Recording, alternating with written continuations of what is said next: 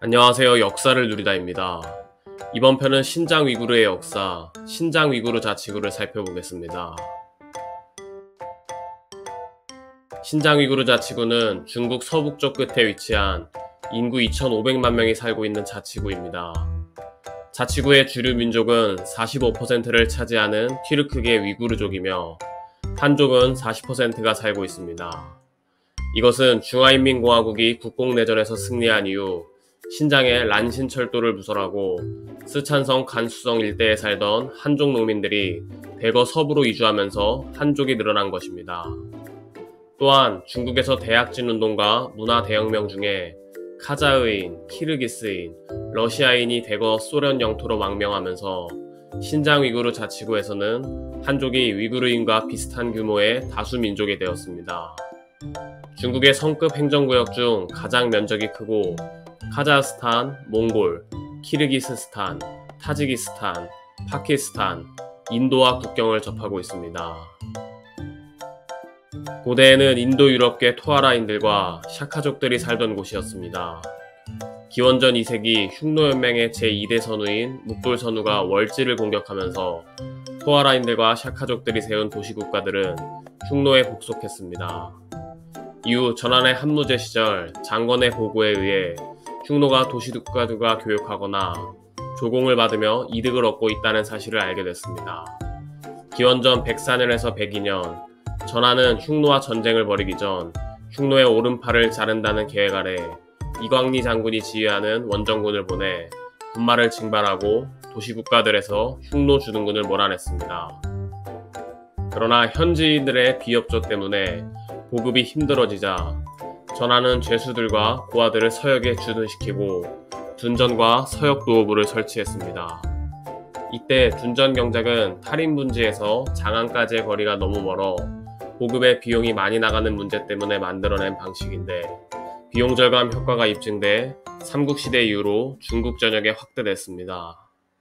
이후 중원을 통일한 당나라는 600년대 중반 경쟁 상대였던 동돌골, 서돌골을 쳐부수고 투르판 분지와 탈인 분지에 있는 도시국가들을 정복했습니다.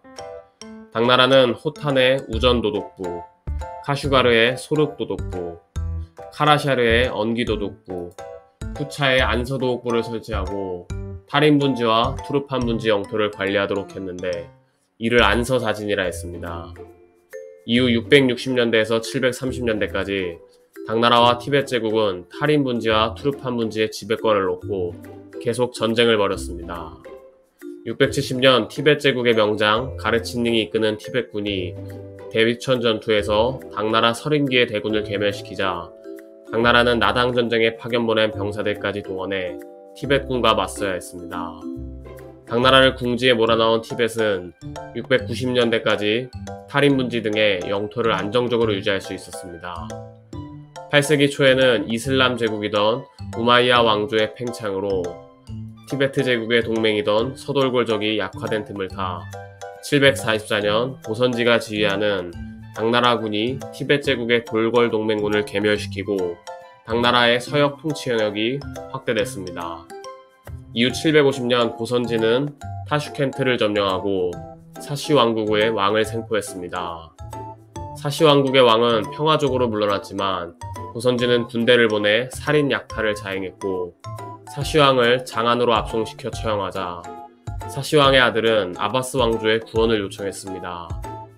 751년 보선지는 아바스 왕조를 제압하기 위해 탈라스 전투에서 튀르크계 카를루크족 기병들을 동원했으나 당나라군을 배신하면서 당나라는 패배했고 이 지역에 대한 영향력을 상실했습니다. 757년 이후에는 탈인 분지와 투르판 분지는 소모된 당나라군을 대신해 안녹사의 난을 진압해준 위구르 제국이 차지하게 됩니다. 위구르 제국은 아바스 왕조와 당나라 사이에 있으면서 당나라의 조공을 받았습니다.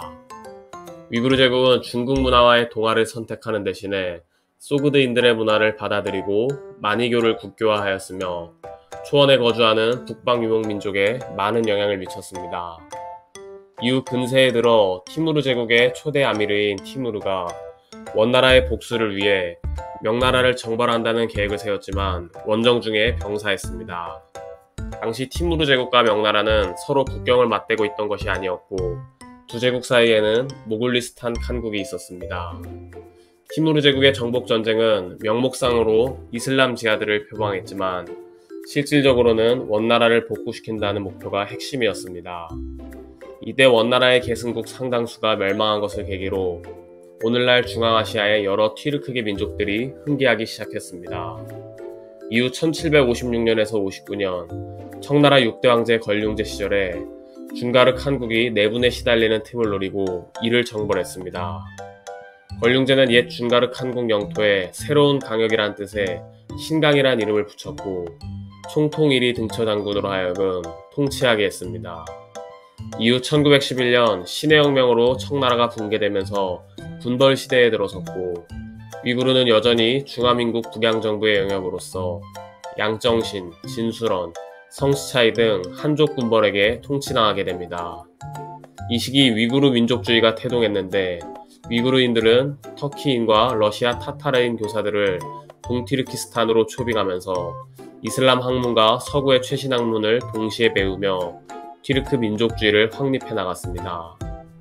이후 1917년 러시아 10월 혁명으로 볼셰비키가 이끄는 적군이 승리하면서 이에 대항해 싸우던 반혁명 세력인 백군이 패배했고 백군은 신장 위구르 자치구의 북부인 중가리아로 들어왔습니다.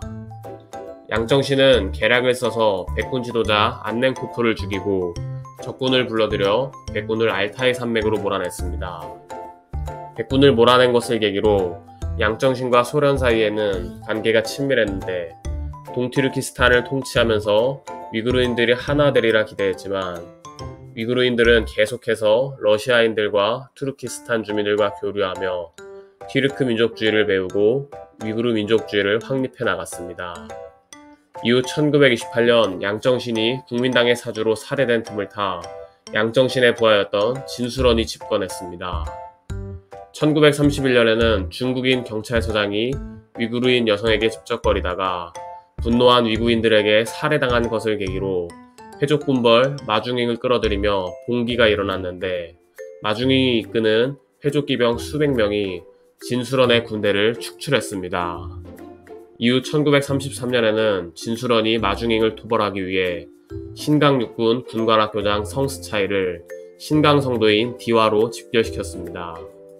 그러나 도중 진수런의 부하 진중 등이 반란을 일으켜 진수런을 축출하고 신강성을 장악했으나 성스차이의 반격으로 신강성의 군벌이 되었습니다. 이때 위구르의 지도자 니아스 호자는 성스차이군에 합류하면서 동튀르키스탄 제1공화국을 세워 독립을 선언했습니다. 1934년에는 마중잉이 동튀르키스탄 제1공화국을 공격해 멸망시켰고 소련의 지원을 받은 성스차이는 마중잉 세력을 몰아냈습니다. 이후 국민당과 소련 사이에서 반독립 상태를 유지했던 성스차이는 스탈린을 우군으로 끌어들이기 위해 국민정부 몰래 신강성의 광물 채굴권을 소련에 넘겼습니다. 결국 1944년 장제스에 의해 성스차이가 충칭으로 끌려가면서 신강성은 중화민국 중민정부의 통제를 받게 됐습니다. 그러나 국민정부는 위구르족에 대해 한족 동화 정책을 강제했으며 동튀르키스탄 제1공화국이 수립된 지 11년 후 되는 시점에 카자흐, 키르기스, 위구르 민족이 힘을 합쳐 동튀르키스탄 제2공화국을 세워 독립을 선언했습니다. 이후 1949년 완전 독립을 주장하던 신장 평화민주 수호동맹 지도부가 비행기 사고로 몰살당하는 사건이 발생하면서 공산주의자이자 임시정부 주석이던 부르한 샤이디가 소수민족의 자결권을 제시한 중화인민공화국과 합병조약에 서명하며 합병됩니다.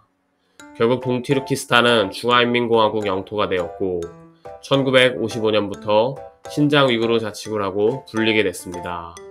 현재는 독립운동 단체가 약 50개가 있는데 한동안 위구르의 데모인 레비아 카디르가 독립운동의 정신적 지주 역할을 했으나 중국 정부에서 반동분자로 찍혔으며 국외로 추가당한 상태입니다.